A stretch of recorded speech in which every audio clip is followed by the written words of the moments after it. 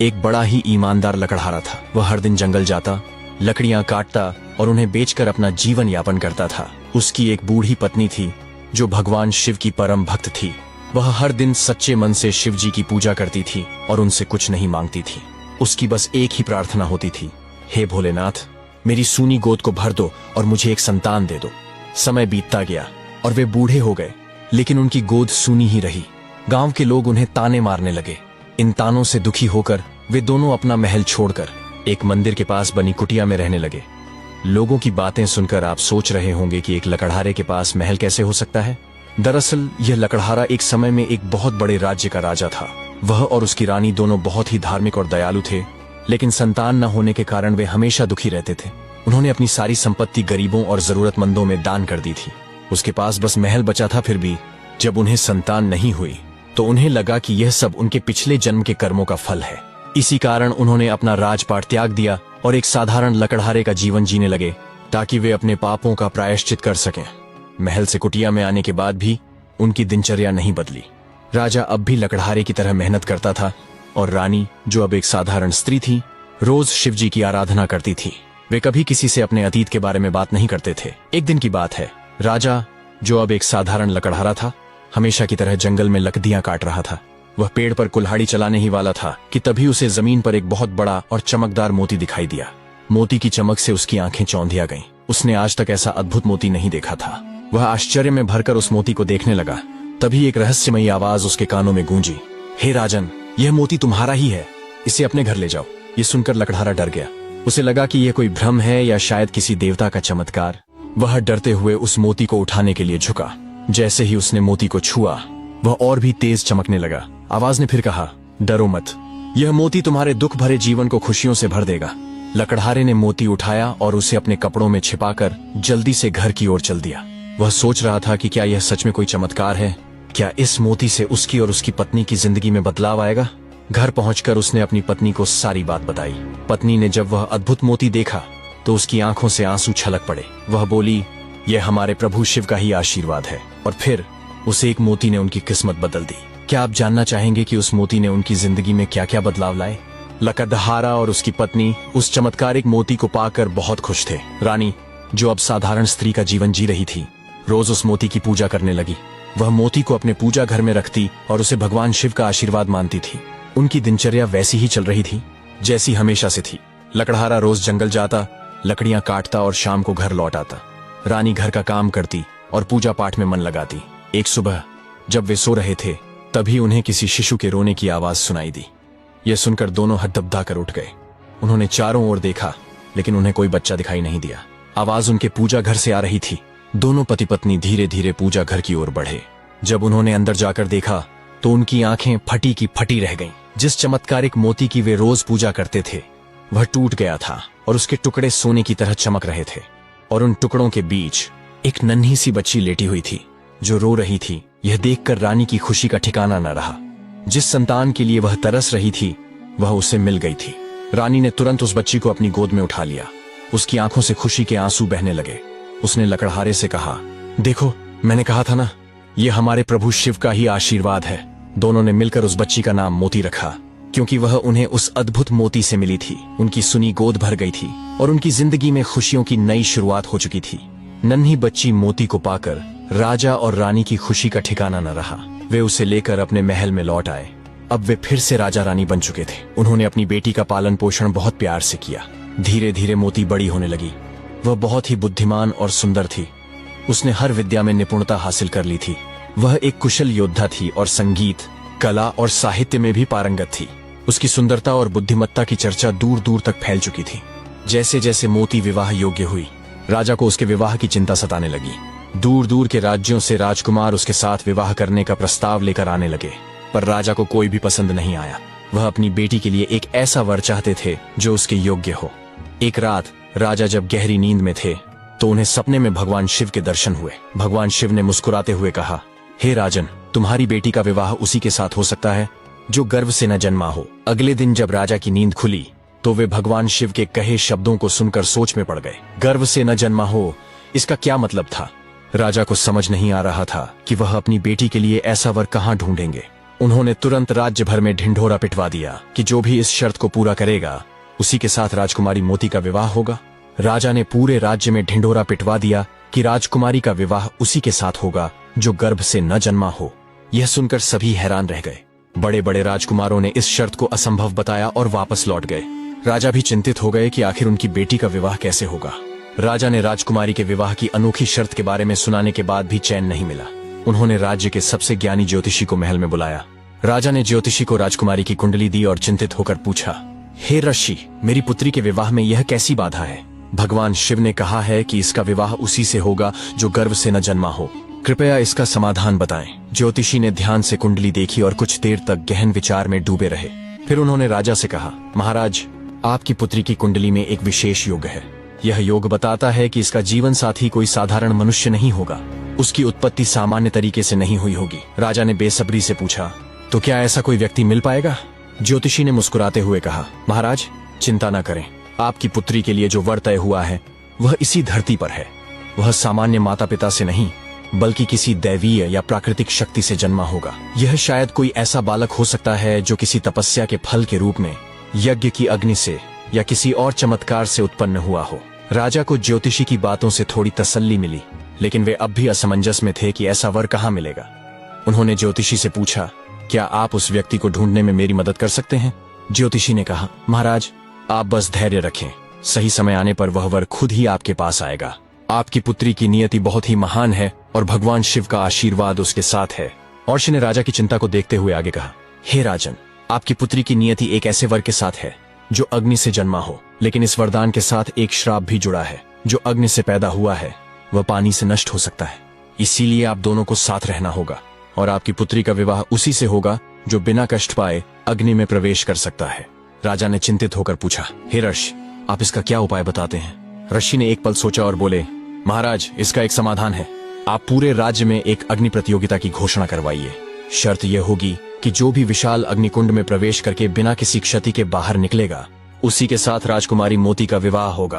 अर्शी ने आगे कहा, यह सुनकर वह योग्य वर स्वयं आपके दरबार में आएगा, क्योंकि वही एकमात्र ऐसा व्यक्ति होगा जो इस शर्त को पूरा कर पाएगा। राजा को अर्शी का यह सुझाव बहुत अच्छा लगा। उन्हें लगा कि यह भगवान शिव की इच्छा को पूरा करने का सबसे अच्छा तरीका है। उन्होंने तुरंत पूरे राज्य में इस प्रतियोगिता का ढिंढोरा पिटवा दिया। यह समाचार जंगल की आग की तरह चारों ओर फैल गया। सभी लोग उत्सुक थे कि कौन इस कठिन अग्नि परीक्षा को पास करेगा। ने राज्य भर में अग्नि प्रतियोगिता का ऐलान करवा दिया था। शर्त सुनकर बड़े बड़े योद्धा और राजकुमार पीछे हट गए। वे जानते थे कि जलती हुई अग्नि में कूदना मौत को गले लगाने जैसा है। कुछ दिनों तक कोई भी सामने नहीं आया। राजा और रानी दोनों चिंतित होने लगे। तभी एक दिन एक युवा पुरुष राजमहल के द्वार पर आया। उसका नाम अंश था। उसके चेहरे पर एक अलग ही तेज और शांति थी। उसने राजा से कहा, महाराज, मैं आपकी प्रतियोगिता में भाग लेना चाहता हूँ। राजा ने उसे आश्चर्य से देखा और पूछा, क्या तुम इस भयानक अग्नि परीक्षा से डरते नहीं हो? अंश ने शांत भाव से जवाब दिया, महाराज, मुझे डर नहीं लगता, क्योंकि मैं अग्नि का पुत्र हूँ। मेरा जन्म माता के गर्भ से नहीं बल्कि एक महान यज्ञ की अग्नि से हुआ है। अंश की बात सुनकर राजा और रानी दोनों बहुत खुश हुए। उन्हें विश्वास हो गया था कि यही वह व्यक्ति है जिसका जिक्र ज्योतिषी और भगवान शिव ने किया था। प्रतियोगिता के दिन राजमहल के प्रांगण में एक विशाल अग्निकुंड तैयार किया गया। चारों ओर हजारों लोग इकट्ठा थे। राजा ने अंश को इशारा किया। अंश बिना किसी हिचकिचाहट के जलती हुई अग्नि की ओर बढ़ा। जैसे ही उसने अग्निकुंड में प्रवेश किया, एक अद्भुत नजारा देखने को मिला। अग्नि की लपटें ठंडी हो गईं और अंश बिना किसी चोट के मुस्कुराते हुए कुंड के बीच में खड़ा था। यह देखकर सभी लोग चकित रह गए। राजा और रानी की आंखों में खुशी के आंसू थे। उन्हें उनकी बेटी के लिए योग्य वर मिल गया था। इस तरह राजा ने अपनी बेटी का विवाह धूमधाम से अंश के साथ कर दिया। एक दिन घनघोर बारिश हो रही थी। मोती यह देखकर बहुत खुश हुई और बिना अंश को बताए महल से बाहर निकलकर बारिश में घूमने लगी। जब अंश को पता चला कि मोती अकेली बाहर गई है तो वह उसे ढूंढने के लिए बारिश में भागा। जैसे ही अंश के सिर पर बारिश की पहली बूंद पड़ी, उसे एक अजीब सा एहसास हुआ। उसकी आंखों के सामने सब कुछ धुंधला होने लगा। उसे अपनी पत्नी मोती, अपने माता पिता और यहाँ तक कि खुद का नाम भी याद नहीं रहा। वह अपनी सारी यादें खो चुका था। राजकुमारी मोती ने जब अंश को इस हालत में देखा तो वह घबरा गई। उसने तुरंत अपने पति को संभाला और उन्हें महल के अंदर ले गई। रानी और राजा यह देखकर परेशान हो गए। उन्होंने ज्योतिषी को बुलाया और राजा के स्वास्थ्य के बारे में पूछा। ज्योतिषी ने कहा, महाराज, राजकुमार की यादें पानी के कारण खो गई हैं। ज्योतिषी ने उन्हें बताया कि अंश की यादें तभी वापस आ सकती हैं जब वह और मोती मिलकर एक कठिन परीक्षा पास करें। उन्हें एक जादुई फल लाना होगा जो खतरों से भरी एक रहस्यमय जगह पर मिलता है। राजकुमारी मोती ने बिना देर किए इस चुनौती को स्वीकार किया। वह अपने पति को इस हालत में नहीं देख सकती थी। राजा ने अपनी बेटी को समझाया, मोती, यह यात्रा बहुत खतरनाक है। मोती ने जवाब दिया, पिताजी, मैं हर खतरा उठाने को तैयार हूँ। मुझे सिर्फ अपने पति की यादें वापस लानी है। राजा ने उसे एक जादुई मशाल दी जो अंधेरे में रास्ता दिखा सकती थी। उन्होंने उसे आशीर्वाद दिया और कहा, तुम्हें पहली शर्त पार करने के लिए एक विशाल और खतरनाक जंगल से होकर गुजरना होगा। उस जंगल में तुम्हें कोई रास्ता नहीं मिलेगा क्योंकि वहां हर तरफ कांटेदार झाड़ियां हैं। तुम्हें सिर्फ अपनी मशाल की रोशनी पर भरोसा करना होगा। राजकुमारी मोती ने बिना किसी डर के अपनी यात्रा शुरू की। उसने अपनी मशाल जलाई और जंगल की ओर चल पड़ी। जंगल में प्रवेश करते ही उसने देखा कि हर तरफ कांटेदार झाड़ियां थीं और रास्ता पूरी तरह बंद था। राजकुमारी मोती ने देखा कि कांटेदार झाड़ियां बहुत घनी थीं और उन्हें पार करना लगभग नामुमकिन था। उसने राजा की दी हुई मशाल की रोशनी में ध्यान से देखा। मशाल की रोशनी जहां जहां पड़ रही थी वहां एक छोटा सा रास्ता बनता जा रहा था। यह कोई साधारण मशाल नहीं थी, बल्कि एक जादुई मशाल थी जो सिर्फ शुद्ध मन वाले व्यक्ति को रास्ता दिखा सकती थी। मोती ने बिना डरे मशाल को अपने आगे रखा और धीरे धीरे आगे बढ़ने लगी। जहां जहां उसके कदम पड़ते वहां की कांटेदार झाड़ियां अपने आप हट जाती थीं और रास्ता साफ हो जाता था। वह समझ गई कि उसकी मशाल ही उसका सच्चा मार्गदर्शक थी। चलते चलते राजकुमारी एक गहरी खाई के पास पहुंची। खाई इतनी गहरी थी कि उसका दूसरा छोर दिखाई नहीं दे रहा था। इस खाई को पार करना बहुत ही कठिन था, लेकिन मोती ने हिम्मत नहीं हारी। तभी उसे कुछ दूरी पर एक पुराना और टूटा हुआ पुल दिखाई दिया। पुल की हालत बहुत खराब थी और उसे पार करना जानलेवा हो सकता था। मोती ने मशाल की रोशनी में ध्यान से देखा। पुल की टूटी हुई लकड़ियों पर कुछ निशान बने हुए थे। वह समझ गई कि उसे उन निशानों को पार करते हुए जाना होगा ताकि वह सुरक्षित दूसरी तरफ पहुंच सके। राजकुमारी मोती ने जैसे ही घना जंगल पार किया, उसे एक गहरी सांस मिली। वह बहुत खुश थी कि उसने पहली परीक्षा पास कर ली है, लेकिन उसकी खुशी ज्यादा देर तक नहीं रही। रास्ते में उसे एक भयानक सांप ने डस लिया। जहर तेजी से उसके शरीर में फैलने लगा और वह बेहोश होकर एक कुएं के पास गिर पड़ी। जब गांव के कुछ लोग वहां से गुजरे तो उन्होंने राजकुमारी को देखा और डर गए। दरअसल वह एक ऐसा गांव था जहां रहने वाले सभी लोग बौने थे और राजकुमारी उनके मुकाबले बहुत बड़ी दिख रही थी। वे इतने छोटे थे कि राजकुमारी का एक पैर उनके पूरे शरीर जितना था। वे सब डर गए कि इतनी बड़ी स्त्री उनके गांव में कैसे आ गई। गांव का एक समझदार वैद्य उनके पास आया। वैद्य ने अपनी जादुई शक्तियों का इस्तेमाल करके राजकुमारी मोती को भी छोटा बना दिया ताकि वह बौनों जैसी दिखे। इसके बाद उसने राजकुमारी को सांप का जहर कम करने के लिए एक जादुई दवा दी। धीरे धीरे राजकुमारी को होश आया। जब उसने खुद को छोटा देखा तो वह हैरान रह गई। वैद्य ने उसे बताया कि वह एक जादुई गांव में है और अब उसे भी बौनों की तरह ही रहना होगा। राजकुमारी मोती ने जब खुद को छोटा होते देखा तो वह हैरान रह गई, लेकिन उसने तुरंत अपनी सूझबूझ से काम लिया। उसने सोचा कि बौने रूप में वह जादुई फल तक और जल्दी पहुंच सकती है, क्योंकि छोटे शरीर के साथ वह उन जगहों से भी निकल सकती थी जहां एक सामान्य इंसान नहीं जा सकता था। उसने वैद्य से कहा, हे वैद्यराज, आपने मेरी जान बचाई है। अब आप मुझे एक ऐसी दवा दें जिससे मैं जरूरत पड़ने पर अपने असली रूप में वापस आ सकूं। वैद्य, जो राजकुमारी के साहस से बहुत प्रभावित था, ने उसे एक जादुई काढ़ा दिया। उसने समझाया, यह काढ़ा बहुत शक्तिशाली है। जब भी तुम्हें अपने असली रूप में वापस आना हो, बस इसकी एक बूंद पी लेना। राजकुमारी ने वैद्य और बौने गांव के लोगों का धन्यवाद किया। उसने उसी छोटे रूप में अपनी अगली यात्रा शुरू कर दी। वह अब पहले से ज्यादा तेज और फुर्तीली थी। राजकुमारी मोती अपने बौने रूप में अगली परीक्षा को पार करने के लिए चल पड़ी।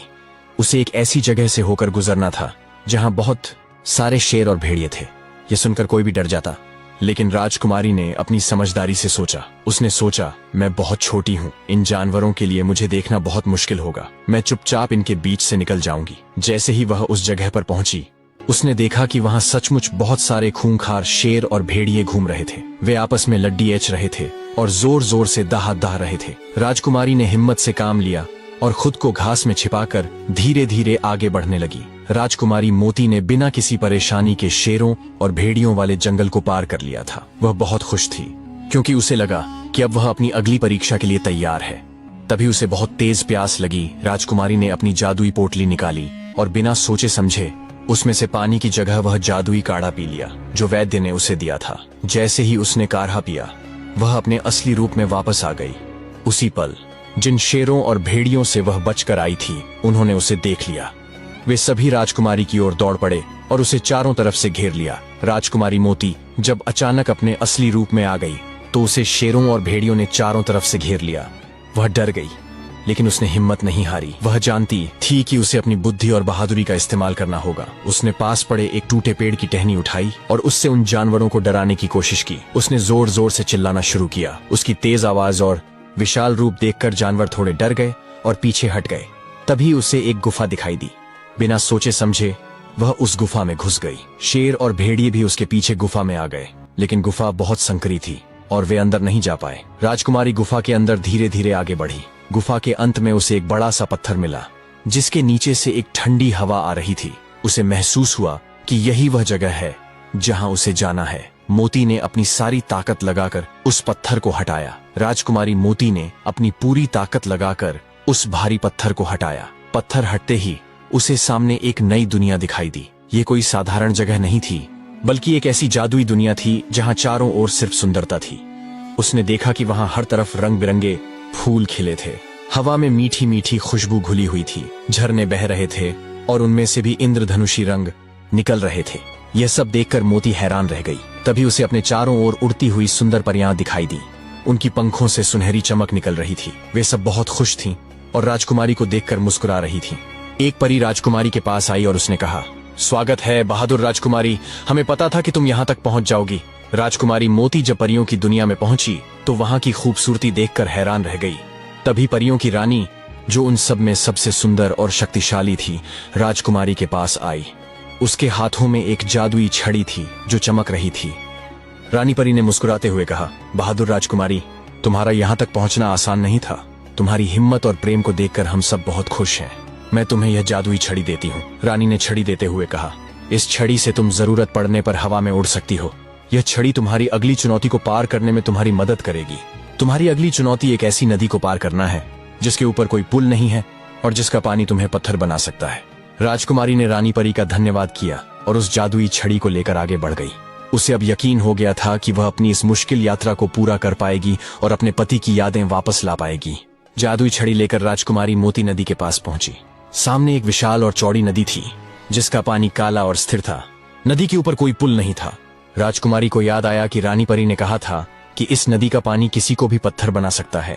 राजकुमारी ने छड़ी निकाली और अपनी पूरी ताकत से छड़ी हवा में घुमाई।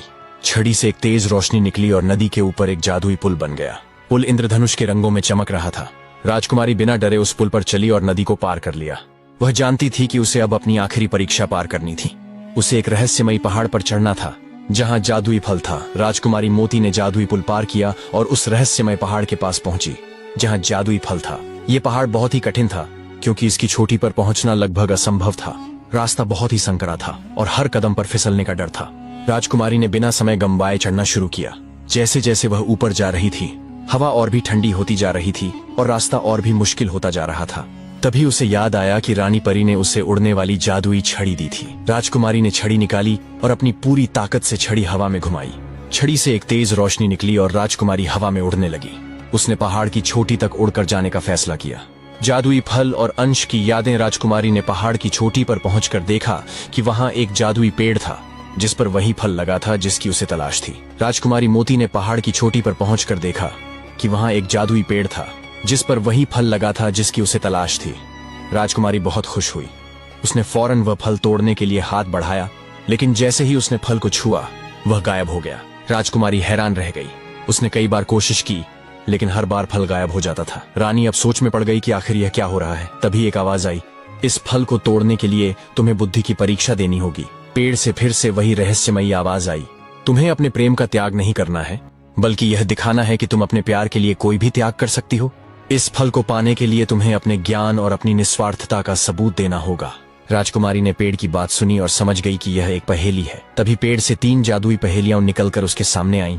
मेरा कोई अंत नहीं, पर मेरा एक आरंभ है। मैं कभी नहीं ठहरता, लेकिन मैं हमेशा चलता रहता हूँ। मैं क्या हूँ? मैं इतना नाजुक हूँ कि मेरा नाम बोलते ही मैं टूट जाता हूँ। मैं क्या हूँ? जब तुम मुझे देखती हो तो तुम कुछ नहीं देखती, जब तुम मुझे सुनती हो तो तुम कुछ नहीं सुनती। मैं क्या हूँ? राजकुमारी मोती ने ध्यान से उन पहेलियों को पढ़ा। वह जानती थी कि उसे इन पहेलियों का जवाब देना होगा। राजकुमारी मोती ने गहरी सांस ली और पहेलियों का उत्तर दिया। आपका कोई अंत नहीं, पर आपका एक आरंभ है। आप कभी नहीं ठहरते, लेकिन आप हमेशा चलते रहते हैं। आप समय हैं। आप इतने नाजुक हैं कि आपका नाम बोलते ही आप टूट जाते हैं। आप शांति हैं। जब मैं आपको देखती हूँ तो मैं कुछ नहीं देखती। जब मैं आपको सुनती हूँ तो मैं कुछ नहीं सुनती। आप अंधेरा हैं। राजकुमारी के सही उत्तर सुनकर पेड़ से एक तेज रोशनी निकली। यह देखकर राजकुमारी हैरान रह गई। रोशनी इतनी तेज थी कि उसकी आंखें बंद हो गईं। जब उसने अपनी आंखें खोली तो उसने देखा कि उसके हाथ में वही जादुई फल था जिसकी उसे तलाश थी। राजकुमारी ने पेड़ को धन्यवाद दिया और वह फल लेकर वापस महल लौट आई। उसने अंश को वह फल खाने को दिया। जैसे ही अंश ने फल खाया, उसकी यादें वापस आने लगीं। इस तरह राजकुमारी मोती ने अपने प्रेम, हिम्मत और बुद्धि से अपने पति की यादों को वापस लाया। यह कहानी हमें सिखाती है कि सच्चा प्यार और हिम्मत किसी भी मुश्किल को पार कर सकती है।